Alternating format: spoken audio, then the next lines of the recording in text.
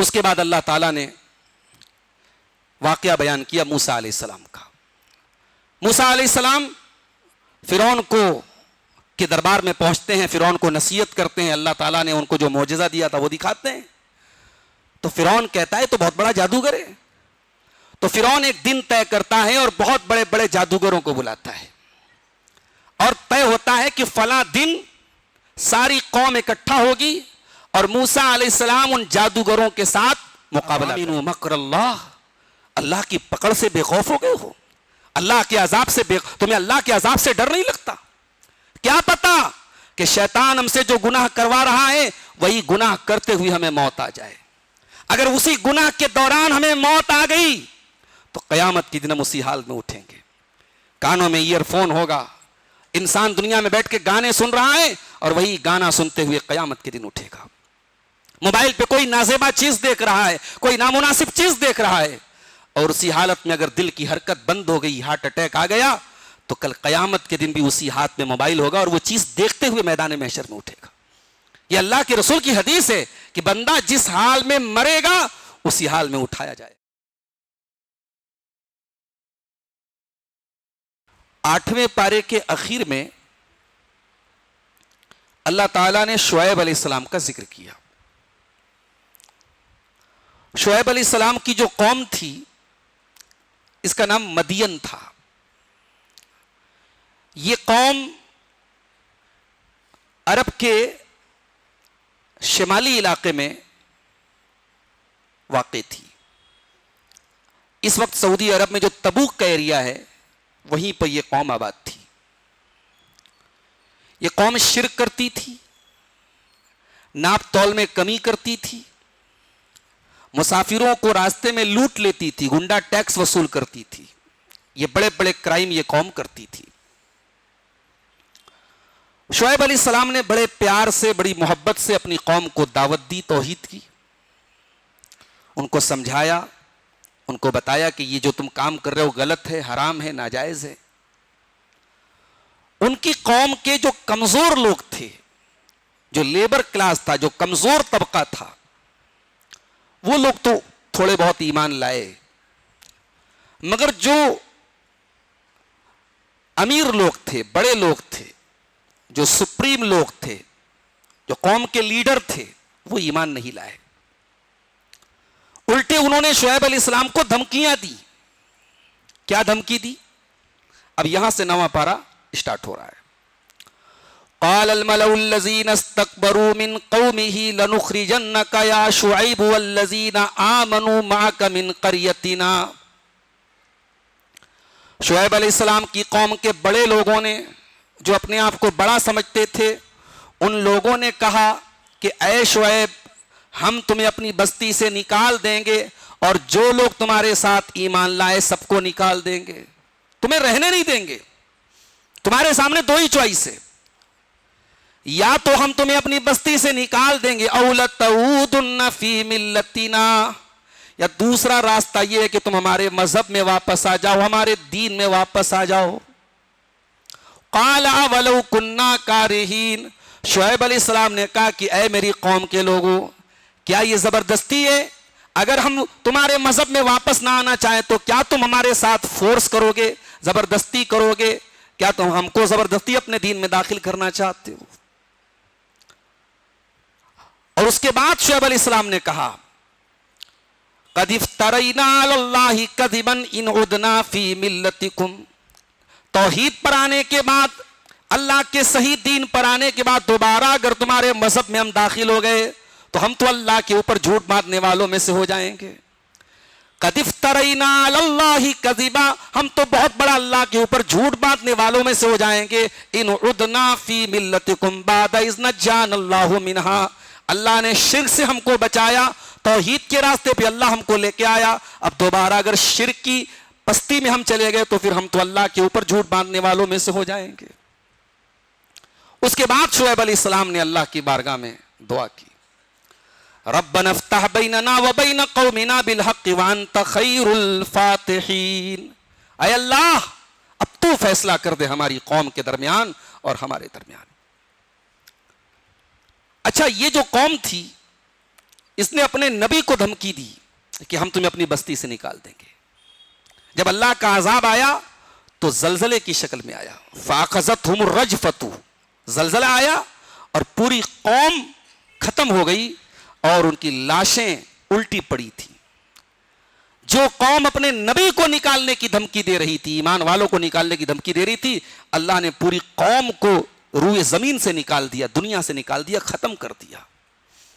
اس لیے اہل ایمان سے جو ہے ان کو ان کی مخالفت میں انسان کو نہیں آگے بڑھنا چاہیے. اگر ایک متقی اور ایک مومن کی مخالفت میں اگر کوئی آگے بڑھے گا تو انجام بہت برا ہونے والا ہے. اور ایک بات یہ بھی سمجھ میں آئی کہ جب ان کی قوم کے پاس حضرت شعیب کے دلائل کا کوئی جواب نہیں تھا تو وہ دھمکی پر اتر آئے. اور دنیا میں ہر زمانے میں یہ دستور رہا ہے اہل باطل کا, جب ان کے پاس دلائل ختم ہو گئے تو انہوں نے پھر زبردستی سے کام لیا, انہوں نے تشدد سے کام لیا, انہوں نے وائلنس سے کام لیا, وہ دھمکی پر اتر گئے, وہ جہالت پر اتر گئے. یہ ہر دور میں اہل باطل کا طریقہ رہا ہے. اس کے بعد اللہ نے برکت حاصل کرنے کا ایک نسخہ بتایا ہے. یہ برکت کیا ہوتی ہے؟ برکت کوئی ویزیبل چیز نہیں ہے, وہ ڈیجٹس اور گنتیوں میں نظر نہیں آتی ہے. ہو سکتا ہے کہ ایک آدمی مہینے کا لاکھوں کما رہا ہو اور اس کی کمائی میں برکت نہ ہو, اور ایک آدمی اس کا 10% کما رہا ہو اور اس کی کمائی میں برکت ہو. تو کمائی میں برکت یہ ڈیجٹس کا نام نہیں ہے, یہ ہمارے دنیاوی کیلکولیشن اور ہمارے دنیاوی اکاؤنٹنگ میں وہ آ جائے یہ ضروری نہیں ہے.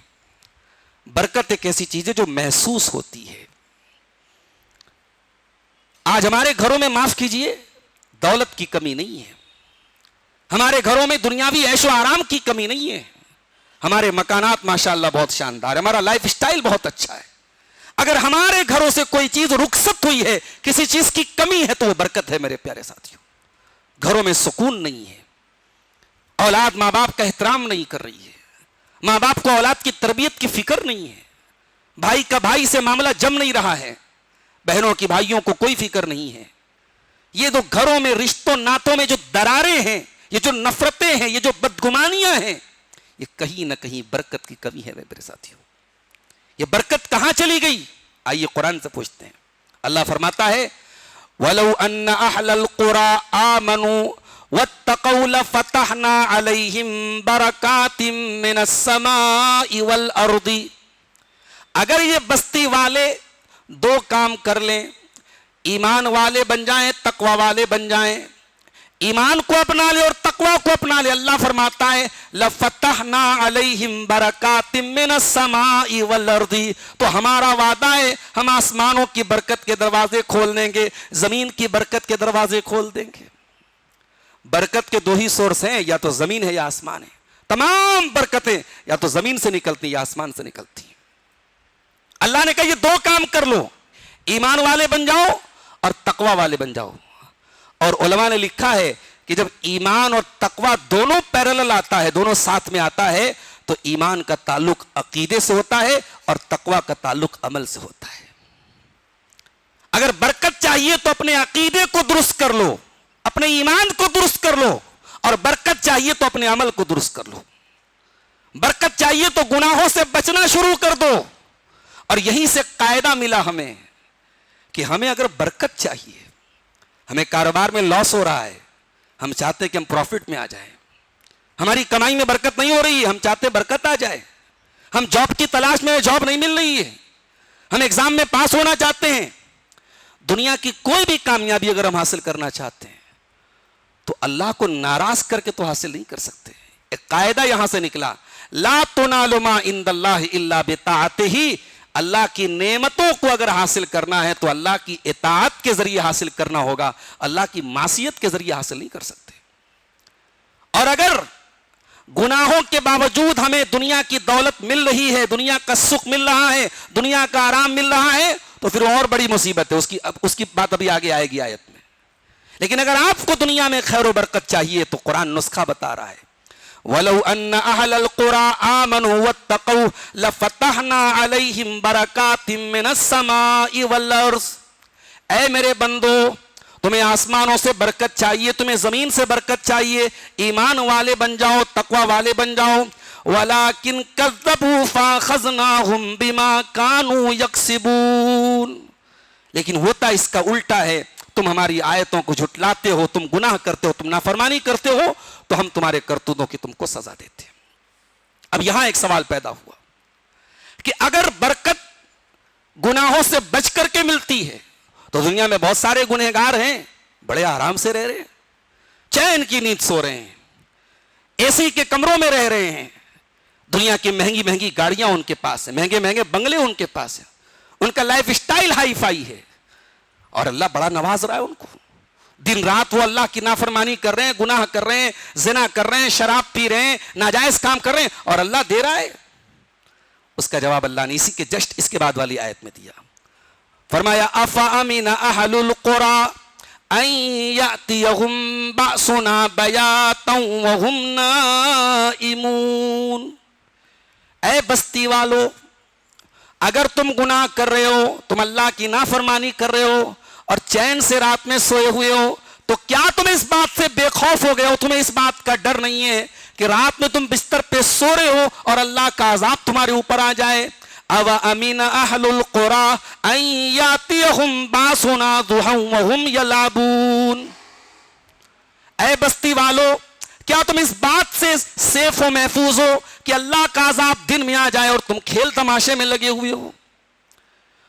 اس کے بعد فرمایا افامنوا مکر اللہ، کیا یہ اللہ کے عذاب سے بے خوف ہو گئے؟ وَمَن فَلَا يَأْمَنُ مَكْرَ اللَّهِ إِلَّا الْقَوْمُ الْخَاسِرُونَ، اللہ کے عذاب سے وہی بے خوف ہو سکتا ہے جو خسارہ اٹھانے والا ہو۔ ایک مومن نیکی کر کے بھی اللہ کے عذاب سے ڈرتا ہے، اور ایک فاسق و فاجر آدمی گناہ کر کے بھی بے خوف زندگی گزارتا ہے۔ اللہ کی پکڑ سے بے خوف ہو کے زندگی مت گزارو میرے ساتھی، اللہ کی پکڑ کبھی بھی آ سکتی ہے، رات کے تاریکی میں بھی آ سکتی ہے، دن کے اجالے میں بھی آ سکتی ہے۔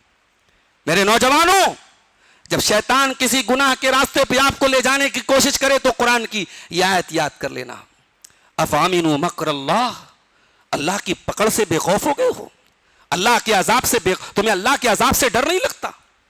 کیا پتا کہ شیطان ہم سے جو گناہ کروا رہا ہے وہی گناہ کرتے ہوئے ہمیں موت آ جائے۔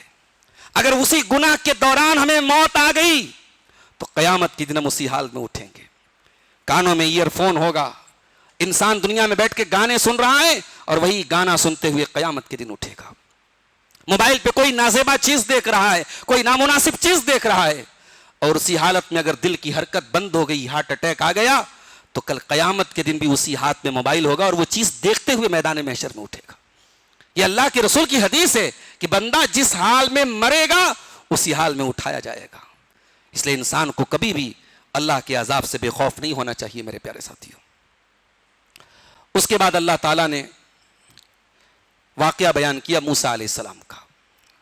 موسیٰ علیہ السلام فرعون کے دربار میں پہنچتے ہیں، فرعون کو نصیحت کرتے ہیں، اللہ تعالیٰ نے ان کو جو معجزہ دیا تھا وہ دکھاتے ہیں۔ تو فرعون کہتا ہے تو بہت بڑا جادوگر ہے۔ تو فرعون ایک دن طے کرتا ہے اور بہت بڑے بڑے جادوگروں کو بلاتا ہے، اور طے ہوتا ہے کہ فلاں دن ساری قوم اکٹھا ہوگی اور موسیٰ علیہ السلام ان جادوگروں کے ساتھ مقابلہ کریں گے۔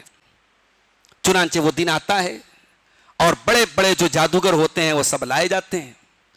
اچھا، جادوگر سب آنے کے پہلے فرعون سے طے کرتے ہیں کہ بھئی اگر ہم اس کمپٹیشن میں موسیٰ علیہ السلام کو ڈیفیٹ دے دیں گے، ان کو ہرا دیں گے، تو ہمیں کیا ملے گا؟ اگر ہم غالب آ جائیں گے، اگر ہمیں جیت ملے گی تو ہمیں کیا ملے گا؟ تو فرعون نے کہا کہ ارے انکم لمن المقربین، تم ہمارے مقرب بن جاؤ گے، ہم تمہیں اپنے قریبی لوگوں میں شامل کر لیں گے، اس سے بڑھ کے کیا چاہیے؟ تو اس کے بعد جب مقابلہ شروع ہوا تو ان جادوگروں نے اپنی رسیوں کو زمین پہ ڈالا۔ اچھا، جادو جو ہوتا ہے، جادو حقیقت میں کسی چیز کے اندر ٹرانسفارمیشن نہیں کرتا ہے، یہ بات یاد رکھیے۔ جادو جو ہے وہ ہماری نظروں کو دھوکے میں ڈالتا ہے، جادو کے اندر یہ طاقت نہیں ہے کہ وہ حقیقت میں کسی چیز کو ٹرانسفارم کرتے۔ قرآن کہتا ہے خیل الیہم، یہ ایسا لوگوں کو لگا کہ وہ رسیاں سانپ بن گئی۔ تو جب وہ رسیاں سانپ بن گئی تو موسیٰ علیہ السلام ڈر گئے۔ اللہ نے کہا کہ موسیٰ ڈرو نہیں، اب تم اپنے عصا کو زمین پہ ڈالو، اب موسیٰ علیہ السلام نے جب اپنے عصا کو زمین پہ ڈالا تو ان کا جو عصا تھا، جو ان کی لاٹھی تھی، وہ ایک بہت بڑا اژدہا بن گئی. اور یہ جو اژدہا بنی تو یہ جادو نہیں تھا، یہ اللہ تعالیٰ کا معجزہ تھا. اور جب اللہ کا معجزہ تھا تو یہ حقیقت میں ریئل ٹرانسفارمیشن تھا. وہ عصا جو ہے وہ واقعی میں اژدہا بن گیا، اور اژدہا بن کر کے وہ سارے جو سانپ نظر آ رہے تھے ان کو نگل گیا.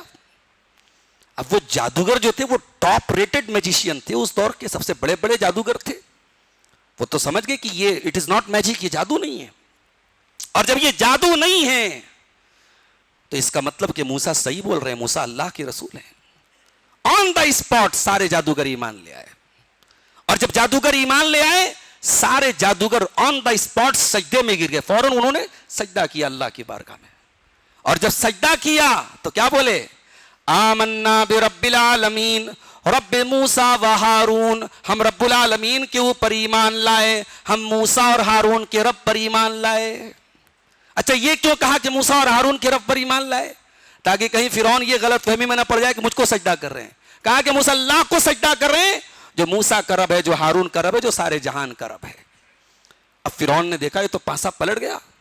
فرعون نے کہا اچھا ان ھذا لمکر مکرتموہ، یہ تم لوگوں کا پری پلان پورا معاملہ تھا، تم لوگ پہلے سے پلاننگ کر کے آئے تھے اور یہاں آ کر کے میرے سامنے تم لوگ ناٹک کر رہے ہو.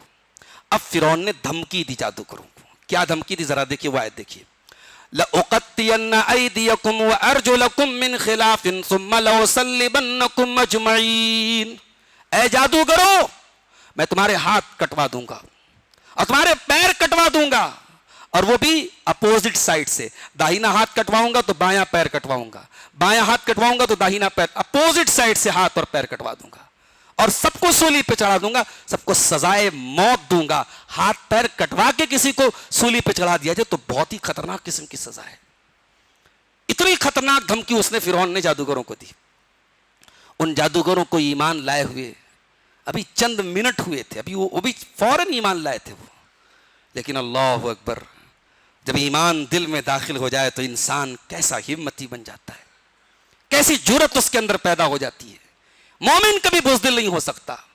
ایمان طاقت کا نام ہے، ایمان ہمت کا نام ہے، ایمان جرأت کا نام ہے. ابھی وہ جادوگر جو تھوڑی دیر پہلے دنیا کے چند ٹکوں کے لیے فرعون کی دربار میں بھیک مانگ رہے تھے، فرعون سے طے کر رہے تھے کہ ہمیں کیا ملے گا. اللہ اکبر، ایمان جب دل میں داخل ہو گیا، جان کی دھمکی دی جا رہی ہے. فرعون دھمکی دے رہا ہے سولی پہ چڑھا دوں گا، ہاتھ کاٹ دوں گا، پیر کاٹ دوں گا. کہتے ہیں قالوا انا الی ربنا منقلبون. اے فرعون وی ڈونٹ کیئر، ہمیں کوئی پرواہ نہیں، تجھے جو کر رہا ہے کر لے، ہمیں تیری سزا کی کوئی پرواہ. ہمیں مر کے تو اللہ ہی کے پاس جانا ہے. آج مرے چاہے کل مرے، تیری سزا سے مرے، نیچرل موت کے ذریعے مرے، بستر پہ مرے، مرنا تو ہمیں اللہ کے پاس پلٹ کے جانا ہے.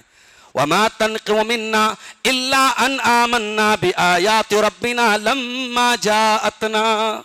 اے فرعون اگر تو ہمیں سزائے موت بھی دے دے گا تو ہمارا جرم کیا ہوگا؟ دنیا تو یہی کہے گی اور حقیقت بھی ہوگی، ہمارا جرم تو بس یہی ہوگا، ہم اللہ تعالیٰ کے اوپر ایمان لانے والے بن گئے، ہم اللہ کی آیتوں کے اوپر ایمان لانے والے بن گئے، یہی ہمارا کرائم ہوگا، یہی ہمارا اپرادھ ہوگا. ربنا افرغ علینا صبرا وتوفنا مسلمین. اور اس کے بعد جادوگروں نے اللہ کی بارگاہ میں دعا کی، کہا اے اللہ ہمیں صبر مت دے، ہم پر صبر کو اڑیل دے. ربنا افرغ علینا صبرا. اے اللہ، عربی میں کسی برتن کو الٹنے کو افریق بولتے ہیں. اے اللہ ہم پر صبر کی بارش کر دے، ہمیں تھوڑے موڑے صبر کی ضرورت نہیں ہے. اے اللہ اس مصیبت میں ہمیں صبر کی بارش ہم پر نازل فرما. وتوفنا مسلمین. اور اے اللہ ہمیں مسلمان بنا کے دنیا سے اٹھانا، ہم مرے تو توحید کے ساتھ مرے، ہم مرے تو ایمان کے ساتھ مرے. ابھی زندگی کی طلب تھی، ابھی دولت کی طلب تھی، اور ایمان جب دل میں داخل ہو گیا تو زندگی کی طلب نہ رہی. اب ایک ہی طلب ہے کہ اے اللہ موت آئے تو ایمان پر آئے، موت آئے تو توحید پر آئے. تو میرے پیارے ساتھیوں، یہ ہوتی ہے ایمان کی حلاوت. ہم لوگ تو خاندانی مسلمان ہیں نا، باپ دادا سے ہم کو اسلام ملا ہے، اس اسلام کے لیے ہم نے کوئی قربانی نہیں دی ہے، اس لیے اس ایمان کی ویلو ہمیں نہیں معلوم ہے. ایمان کی ویلو کب پتہ چلتی ہے؟ جب ایمان دل میں داخل ہوتا ہے. اللہ کے نبی فرماتے ہیں کہ 3 چیزیں ایسی ہیں اگر آپ کے اندر ہیں تو آپ ضرور ایمان کا ٹیسٹ محسوس کریں گے, ایمان کی لذت محسوس کریں گے, ایمان کی سویٹنس محسوس کریں گے. کون سی 3 چیز ہے؟ ان یحب اللہ, اللہ سے خالص محبت کریں, اللہ اور اس کے رسول سے خالص محبت کریں, اللہ اور اس کے رسول سے محبوب کوئی چیز نہ ہو. اور دوسری چیز کیا ہے؟ وَأَن يُحِبَّ الْمَرْءَ لَا يُحِبُّهُ إِلَّا لِلَّهِ, کہ دنیا میں کسی انسان سے محبت کریں اللہ کے لیے. حسن و جمال کے لیے بہت محبتیں ہوتی ہیں, دولت کے لیے بڑی محبتیں ہوتی ہیں, دنیا میں رتبہ پانے کے لیے بڑی محبت, لیکن ایک محبت خالص اللہ کے لیے ہوتی ہے. اگر دنیا میں کسی شخص سے آپ کو اللہ کے لیے محبت ہے تو آپ کو ایمان کا ٹیسٹ ملے گا. اور تیسری چیز کیا ہے؟ وَأَن يَكْرَهَ أَن يَعُودَ فِي الْكُفْرِ, اللہ کے نبی فرماتے ہیں ایمان کا ٹیسٹ اگر محسوس کرنا ہے تو تیسری چیز یہ ہے کہ ایمان لانے کے بعد انسان دوبارہ کفر میں جانے کو اتنا ہی ناپسند سمجھے جیسے آگ میں ڈالے جانے کو ناپسند سمجھتا ہے.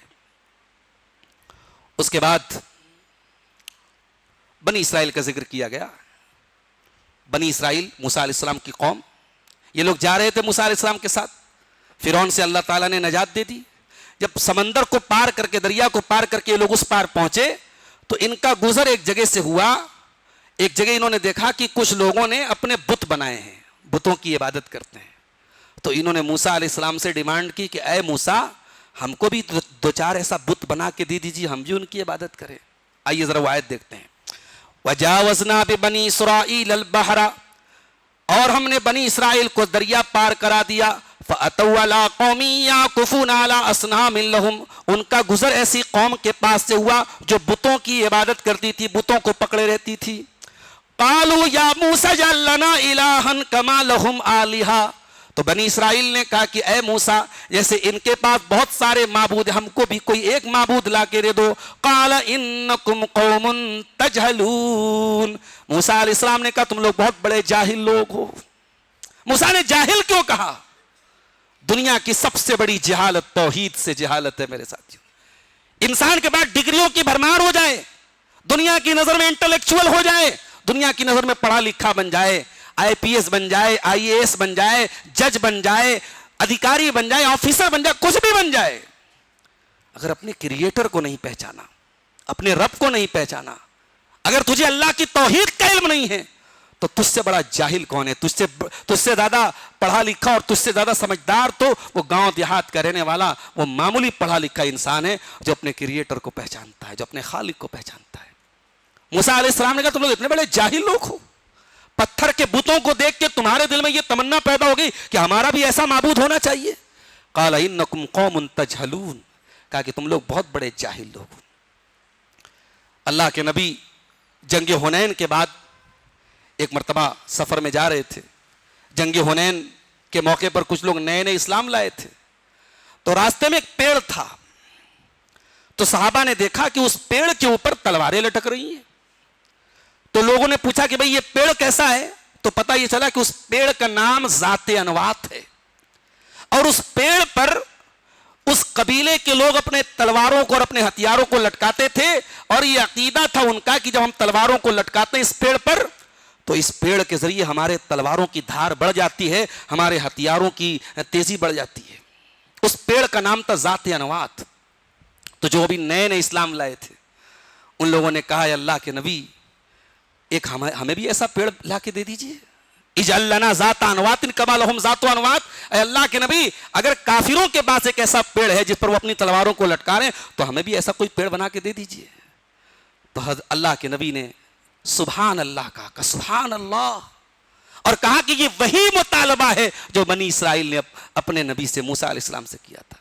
بنی اسرائیل نے موسیٰ علیہ السلام سے کہا تھا اجعل لنا الہا کما لہم آلہہ, کہ اے موسیٰ ہمیں بھی ایک معبود لا کے دے دو جیسے کافروں کے بعد معبود ہے. اے میری قوم کے لوگوں, اے میرے صحابہ, تم لوگ بھی وہی مطالبہ کر رہے ہو. لَتَرْكَبُنَّ سُنَّتَ مَنْ كَانَ قَبْلَكُمْ, تم ضرور اپنے سے پہلے کے طریقے پر چلو گے.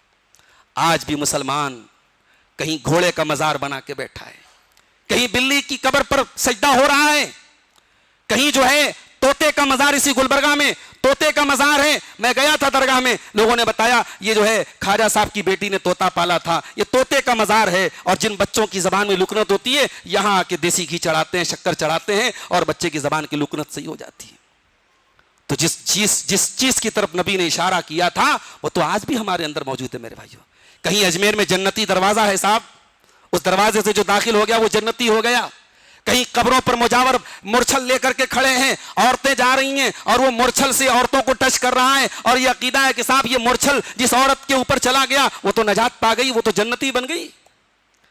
تو وہ جو بنی اسرائیل سے جہالت کا سلسلہ شروع ہوا تھا وہ آج بھی جاری ہے میرے پیارے ساتھیوں، اور یہ قیامت کی صبح تک چلتا رہے گا، یہ چلتا رہے گا. یہ جہالت کی فیکٹریاں چلتی رہیں گی، لیکن انشاءاللہ جہالت کی ان فیکٹریوں کے مقابلے میں علم کی شمع بھی روشن رہے گی، توحید کی شمع بھی روشن رہے گی. جب تک یہ شرک کے اڈے رہیں گے، ان شرک کے اڈوں کی حقیقت بیان کرنے والے اہل توحید دنیا میں رہیں گے. میرے بھائیوں، موسیٰ علیہ السلام نے کہا تم لوگ بہت بڑے جاہل لوگ ہو، تم مجھ سے اس کا مطالبہ کرتے ہو. اس کے بعد فرمایا ان ہؤلاء متبر ما هم فيه وباطل ما كانوا يعملون. اے میری قوم کے لوگوں، یہ جو پتھر کے بتوں کی عبادت ہو رہی ہے یہ سب باطل پرست لوگ ہیں. قال اغیر اللہ ابغیکم قال اغیر اللہ ابغیکم الہا. کہا کہ اے میری قوم کے لوگوں، کیا میں اللہ کے سوا کوئی اور معبود تم کو لا کے دے دوں؟ وہو فضلکم علی العالمین. اللہ نے تم کو اتنا بڑا مقام دیا، سارے جہانوں پر فضیلت دی، اور تم مجھ سے اللہ کے سوا معبود مانگ رہے ہو. کتنے بڑے جاہل ہو تم لوگ. اس کے بعد موسیٰ علیہ السلام کا ایک واقعہ بیان کیا گیا. موسیٰ علیہ السلام جب کوہ طور پر گئے اور اللہ تعالیٰ نے موسیٰ علیہ السلام سے کلام کیا تو موسیٰ کے دل میں تمنا پیدا ہوئی کہ میں اپنے رب کا دیدار کروں. وَلَمَّا جَاءَ مُوسَىٰ لِمِيقَاتِنَا. جب موسیٰ ہم سے ملاقات کے لیے آئے، وَكَلَّمَهُ رَبُّهُ، اور اللہ نے ان سے کلام کیا. قَالَ رَبِّ أَرِنِي أَنظُرْ إِلَيْكَ. کہا کہ اے پروردگار مجھے اپنا دیدار کرا دے، میں تجھے دیکھنا چاہتا ہوں. قَالَ لَن تَرَانِي. اللہ نے فرمایا کہ اے موسیٰ تم مجھے نہیں دیکھ سکتے. لن ترانی، لن عربی زبان میں فیوچر میں کسی چیز کو نگیٹو بتانے کے لیے ہوتا ہے، یعنی جس کو انگلش میں بولتے ہیں never, never you can see, تم مجھے کبھی نہیں دیکھ سکتے. اب بعض لوگوں نے قرآن کی اس آیت سے کیا دلیل پکڑی کہ اللہ کا دیدار کبھی نہیں ہو سکتا، لیکن یہ استدلال غلط ہے، قرآن کے حساب سے غلط ہے. اس لیے کہ اسی قرآن کے 29ویں پارے میں اللہ نے فرمایا وجوہ یومئذ ناظرہ الی ربہا ناظرہ. قیامت کے دن کچھ چہرے بڑے تر و تازہ ہوں گے اور وہ اپنے رب کا دیدار کریں گے. اس کا مطلب یہ ہوا کہ اہل ایمان کو اللہ تعالیٰ اپنا دیدار آخرت میں کرائے گا. دنیا کی آنکھوں سے کوئی اللہ کا دیدار نہیں کر سکتا ہے. تو یہاں اللہ نے جو موسیٰ علیہ السلام سے کہا کہ اے موسیٰ لن ترانی، you will never can see, you never can see, تم مجھے ہرگز نہیں دیکھ سکتے. اس کا مطلب یہ تھا کہ اے موسیٰ اس دنیا کی آنکھوں سے تم مجھے نہیں دیکھ سکتے. اس کے بعد اللہ نے کہا کہ ایک کام کرو اے موسیٰ، میں اپنی تجلی اس پہاڑ پر نازل کرتا ہوں. اللہ نے اپنی تجلی یعنی اپنے دیدار کی ایک جھلک اس پہاڑ کو کرائی، ایک تجلی اپنی نازل کی اس پہاڑ کے اوپر. کہا کہ اے موسیٰ وَلَكِنِ انظُرْ إِلَى الْجَبَلِ، اس پہاڑ کو دیکھو فَإِنِ اسْتَقَرَّ مَكَانَهُ فَسَوْفَ تَرَانِي. اگر یہ پہاڑ میری تجلی کو برداشت کر لے گیا اور یہ پہاڑ اپنی جگہ برقرار رہ گیا تو تم مجھے ضرور دیکھ لو گے. فَلَمَّا تَجَلَّى رَبُّهُ لِلْجَبَلِ، جب اللہ تعالیٰ نے پہاڑ کے اوپر اپنی تجلی نازل کی، جَعَلَهُ دَكَّا، تو پہاڑ ریزہ ریزہ ہو گیا، پہاڑ چکنا چور ہو گیا. وَخَرَّ مُوسَىٰ صَعِقًا، اور موسیٰ علیہ السلام بے ہوش ہو کر کے گر گئے. فَلَمَّا أَفَاقَ، جب ان کو ہوش آیا، قَالَ سُبْحَانَكَ، کہا اللہ تو پاک ہے، تُبْتُ إِلَيْكَ وَأَنَا أَوَّلُ الْمُؤْمِنِينَ. اے اللہ میں تیری بارگاہ میں توبہ کرتا ہوں اور میں سب سے پہلے ایمان لاتا ہوں کہ دنیا میں تیرا دیدار نہیں ہو سکتا. اللہ کے نبی فرماتے ہیں ان اللہ عز وجل لا ینام، اللہ تعالیٰ سوتا نہیں ہے، اللہ کو نیند نہیں آتی ہے. ولا ينبغي له ان ينام، اور سونا اللہ کی شان کے لائق بھی نہیں ہے. یقفز القسط ویرفعہ، اللہ ترازو کو اٹھاتا ہے، اپ اینڈ ڈاؤن کرتا ہے، اٹھاتا اور گراتا ہے. یرفع الیہ عمل اللیل قبل النہار، اور رات کا عمل دن کے پہلے اللہ کے پاس اٹھایا جاتا ہے. وعمل النہار قبل عمل اللیل، اور دن کا عمل رات کے پہلے اللہ کے پاس پہنچایا جاتا ہے. حجابہ النور، اور اللہ کا حجاب نور کا ہے. اللہ کے دیدار کے پہلے نور کا ایک حجاب ہے. لو کشفہ، اگر اللہ اس نور کے حجاب کو ہٹا دے، لأحرقت سبحات وجہہ من انتہا الیہ بصرہ من خلقہ، تو اس کے اللہ تبارک و تعالیٰ کے چہرے کی جو کرنیں ہیں، جہاں تک اس کی مخلوقات تک نظر جائے گی وہ ساری مخلوقات جل کر کے راکھ ہو جائیں گی. اللہ کے چہروں کی اللہ کے چہرے کی کرنیں جو ہے اس کی مخلوقات برداشت نہیں کر پائیں گی. اس لیے اللہ تبارک و تعالیٰ دنیا میں کسی کو اپنا دیدار نہیں کراتا ہے، لیکن آخرت میں جب جنتی جنت میں جائیں گے تو اللہ تعالیٰ اپنی نعمتیں ان پر تمام کرے گا اور ان کو اپنا دیدار اللہ تعالیٰ عطا کرے گا. اللہ تعالیٰ ہم سب کو بھی اپنا دیدار عطا فرمائے. اس کے بعد اللہ نے اپنی آیتوں سے عبرت حاصل کرنے کے سلسلے میں ایک بہت بڑی رکاوٹ کا بیان کیا ہے. آج بھی قرآن پڑھا جا رہا ہے، حدیثیں پڑھی جا رہی ہیں، لیکن بہت سارے لوگ جو ہے وہ بجائے اس کے کہ ایمان لائیں وہ اور زیادہ جہالت پر اتر جاتے ہیں، بات نہیں مانتے ہیں. ایمان کے راستے میں، ہدایت کے راستے میں سب سے بڑی رکاوٹ کیا ہے؟ آئیے آیت دیکھتے ہیں. سأصرف عن آیاتی الذین یتکبرون فی الارض بغیر الحق، میں اپنی آیتوں سے پھیر دوں گا ان لوگوں کو جو زمین میں تکبر کریں گے ناحق. وَإِن يَرَوْا كُلَّ آیَةٍ لَا يُؤْمِنُوا بِهَا، ایسے لوگ اگر ہر نشانی کو دیکھ لیں تب بھی ایمان نہیں لائیں گے.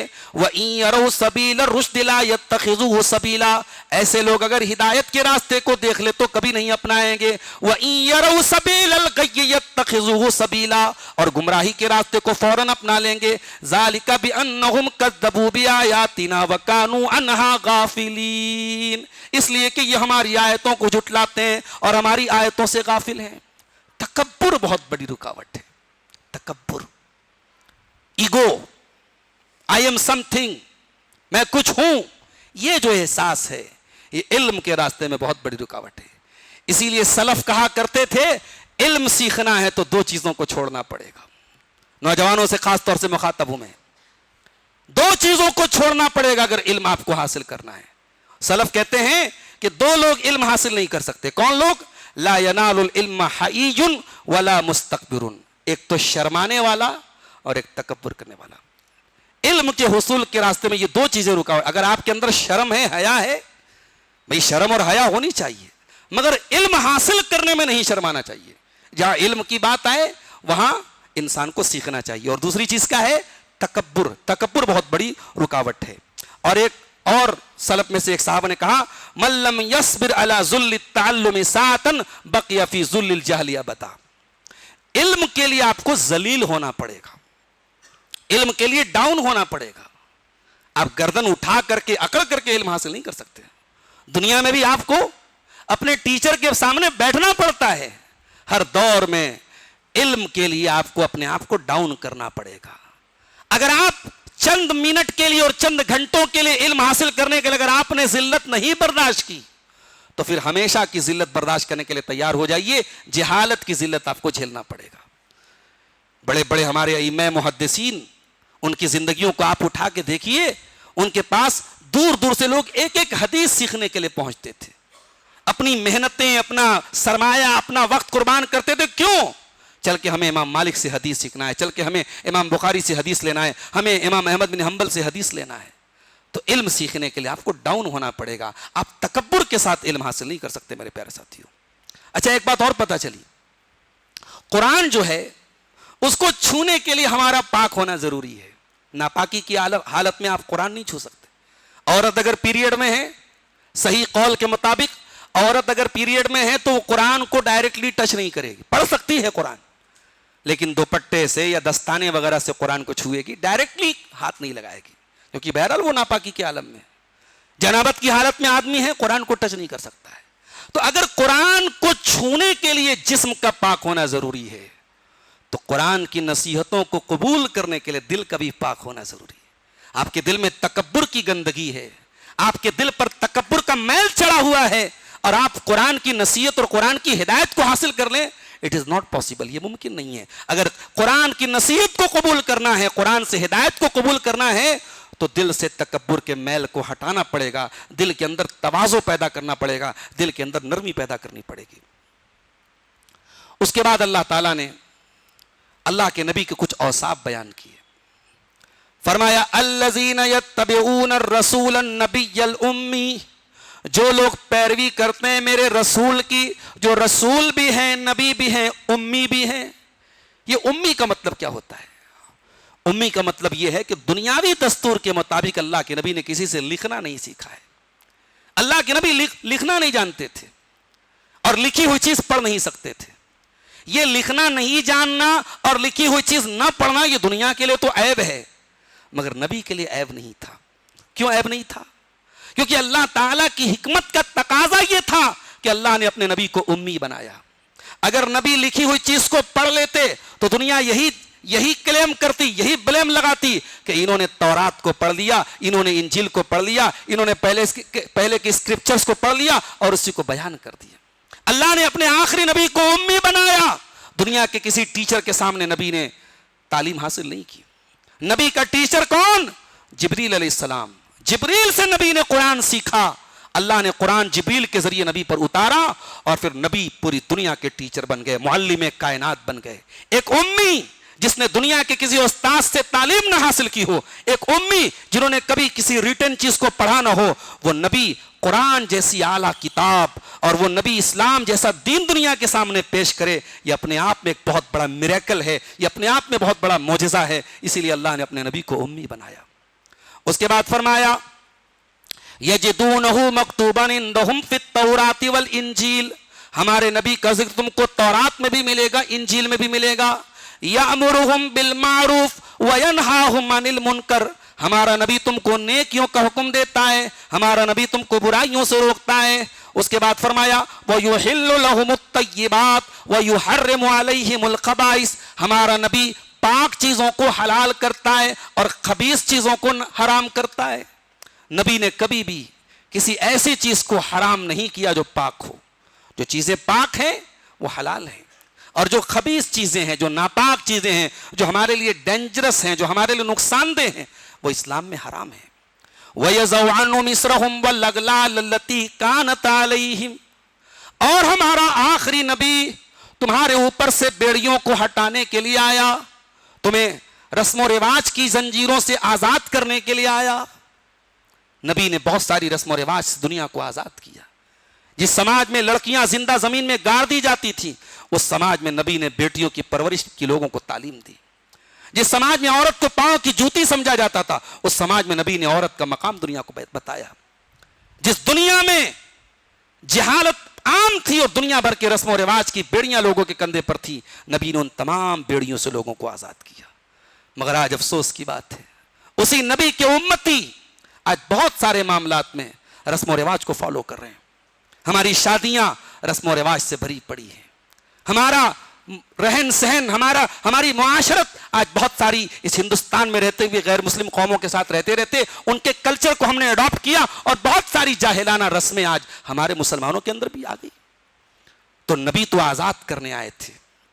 اس کے بعد فرمایا فَالَّذِينَ آمَنُوا بِهِ وَعَزَّرُوهُ وَنَصَرُوهُ وَاتَّبَعُوا النُّورَ الَّذِي أُنزِلَ مَعَهُ أُولَٰئِكَ هُمُ الْمُفْلِحُونَ, جو لوگ اس نبی کی پیروی کریں گے, اس نبی کی مدد کریں گے, اس نبی کا احترام کریں گے, اور اس نبی کے اوپر جو نور اتارا گیا اس نور کی پیروی کریں گے, وہی لوگ کامیاب ہونے والے ہیں. اس کے بعد اللہ تعالیٰ نے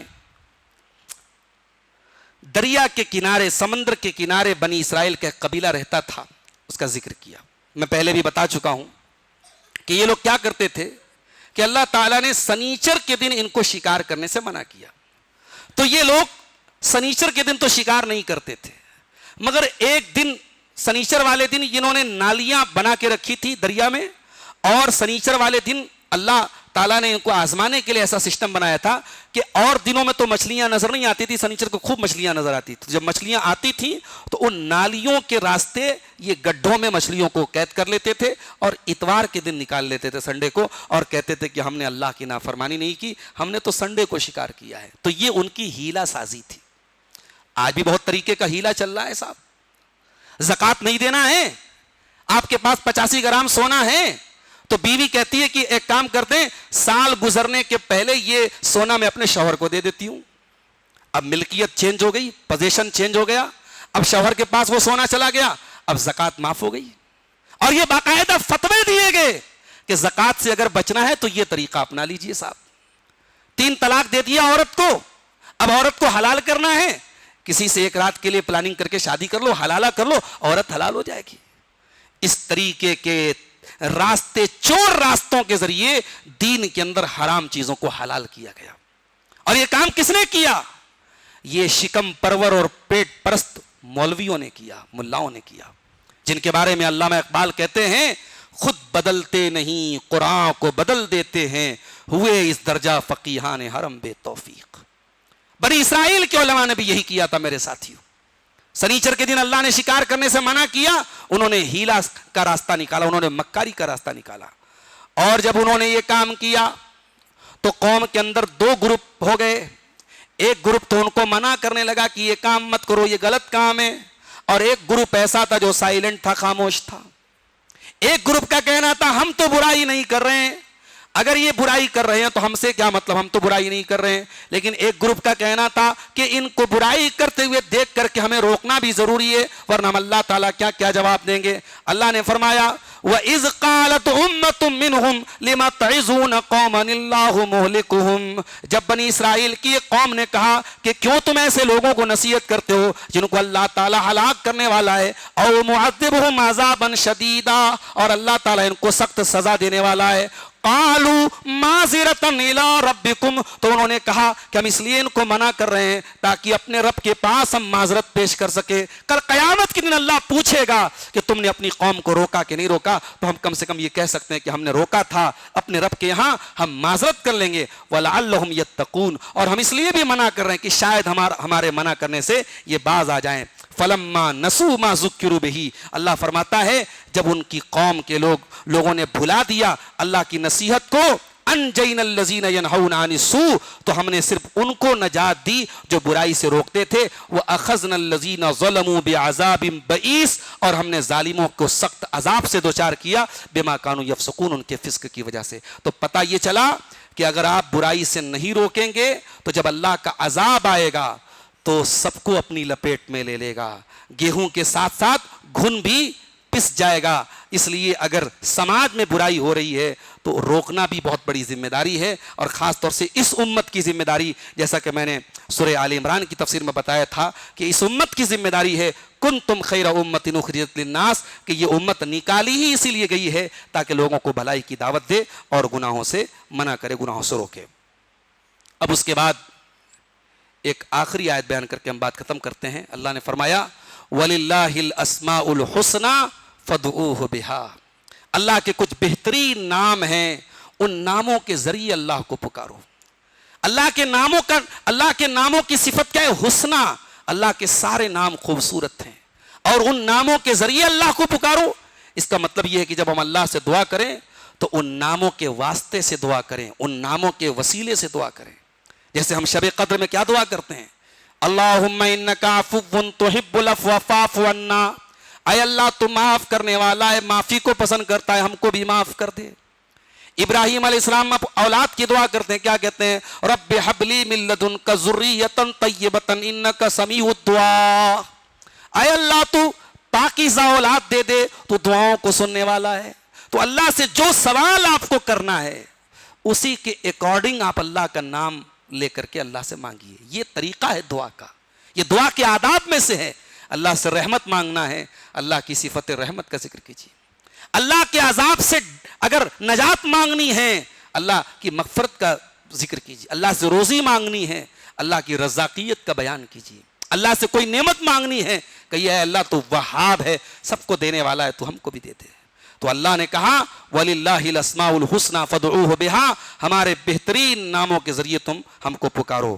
اور اس کے بعد فرمایا وَذَرُوا الَّذِينَ يُلْحِدُونَ فِي أَسْمَائِهِ، اور ان لوگوں کو چھوڑ دو جو اللہ کے ناموں میں الحاد کرتے ہیں، اللہ کے ناموں میں غلط راستہ اپناتے ہیں۔ مثال کے طور پہ جیسے اللہ کا ایک نام ہے اللہ سننے والا ہے، اب اگر اللہ سننے والا ہے، یہ نام اللہ کا ہے، سمیع اللہ کا نام ہے، اب سمیع کا مطلب کوئی یہ سمجھے کہ اللہ ہمارے جیسا سننے والا ہے، تو یہ ہے اللہ کے نام میں الحاد کرنا۔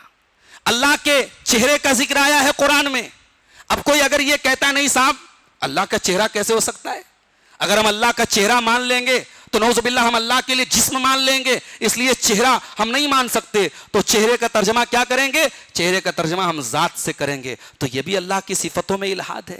اگر قرآن میں اللہ کے چہرے کا ذکر آیا ہے، اگر حدیث میں اللہ کے قدم کا ذکر آیا ہے، اگر قرآن میں ذکر آیا ہے کہ رحمان اپنے عرش پر مستوی ہے، تو ہم اللہ کی ان تمام صفات پر ایمان رکھتے ہیں، اور ہم یہ مانتے ہیں کہ یہ تمام صفات اپنے حقیقی معنی میں ہیں۔ اللہ کا چہرہ ہے اور چہرہ حقیقی معنی میں ہے، اللہ کا ہاتھ ہے اور ہاتھ حقیقی معنی میں ہے، اللہ کا قدم ہے اور قدم حقیقی معنی میں ہے۔ اللہ کی جتنی صفات قرآن و سنت میں آئی ہیں ہم ان تمام صفات پر ایمان رکھتے ہیں، لیکن ہاں ہم نہ تو تحریف کرتے ہیں نہ بندوں کے ساتھ ہم تشبیہ دیتے ہیں۔ ہم یہ تو مانتے ہیں کہ اللہ کا چہرہ ہے، لیکن ہم یہ نہیں کہہ سکتے کہ اللہ کا چہرہ ہمارے چہرے کی طرح ہے۔ ہم اس عقیدے کو نہیں مانتے، ہم یہ مانتے ہیں کہ اللہ کا چہرہ ہے۔ رحمان اپنے عرش پر مستوی ہے، بلند ہے، لیکن کیسے بلند ہے؟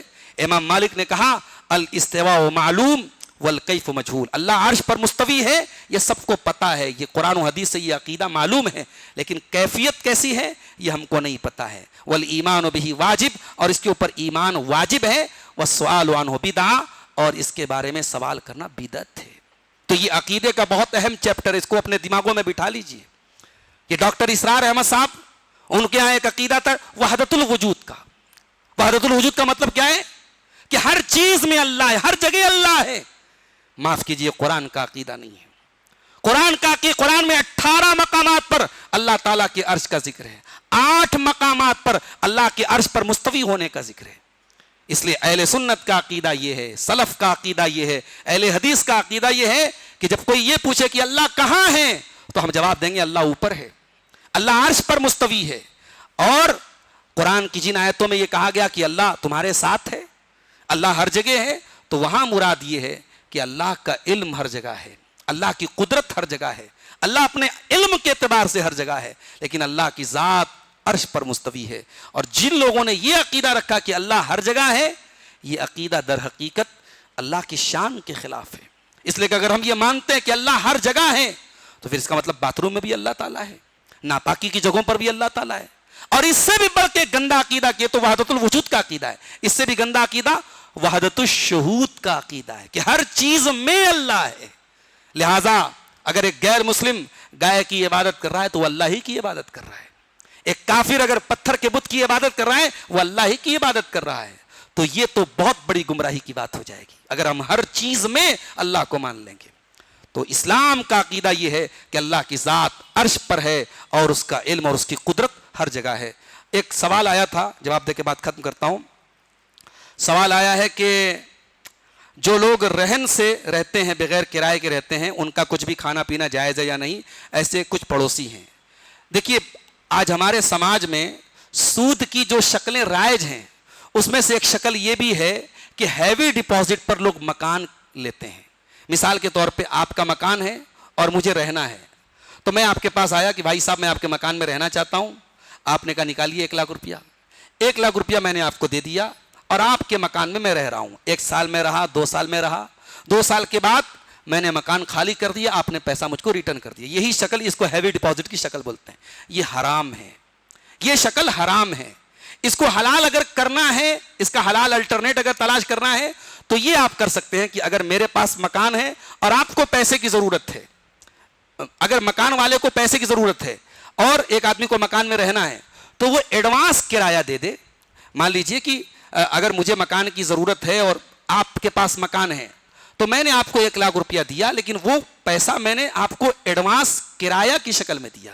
ہاں، چونکہ ایک بڑا اماؤنٹ میں آپ کو دے رہا ہوں تو جو نارملی کرایہ چل رہا ہے اس کرایہ کے مقابلے میں آپ تھوڑا کرایہ ہم کو کم لگائیں گے، لیکن کرایہ رہے گا، وہ اماؤنٹ ہم کو واپس ریٹرن نہیں ملے گا، وہ کرایہ میں کٹے گا۔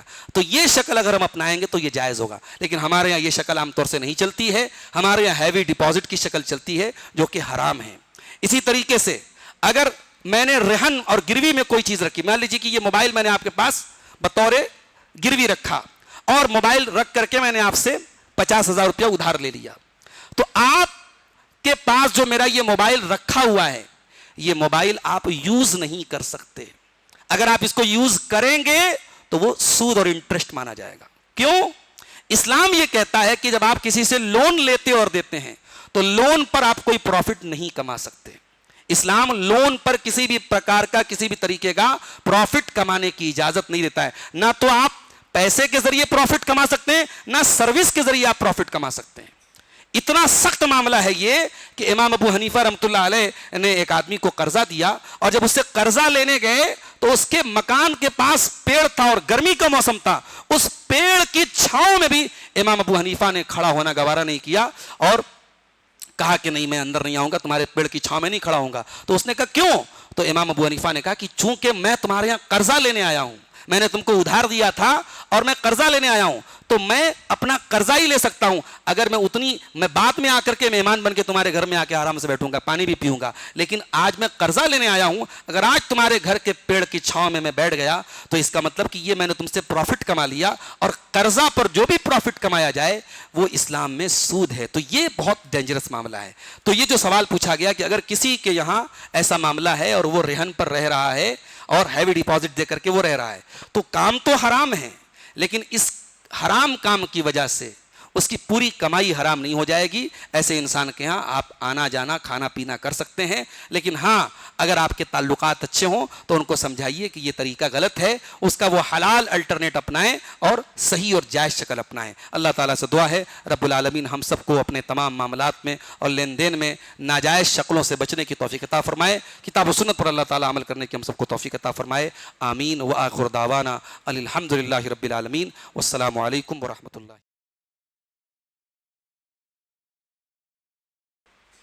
الحمدللہ نحمده ونستعینه ونستغفره ونعوذ باللہ من شرور انفسنا ومن سیئات اعمالنا من يهده الله فلا مضل له ومن يضلل فلا هادي له واشهد ان لا اله الا الله وحده لا شريك له واشهد ان محمدا عبده ورسوله اما بعد فان خير الحديث كتاب الله وخير الهدي هدي محمد صلى الله عليه وسلم وشر الأمور محدثاتها وكل محدثة بدعة وكل بدعة ضلالة وكل ضلالة في النار۔ أعوذ بالله من الشيطان الرجيم، بسم الله الرحمن الرحيم۔ قال الملأ الذين استكبروا من قومه لنخرجنك يا شعيب والذين آمنوا معك من قريتنا أو لتعودن في ملتنا قال أولو كنا كارهين۔ محترم حاضرین،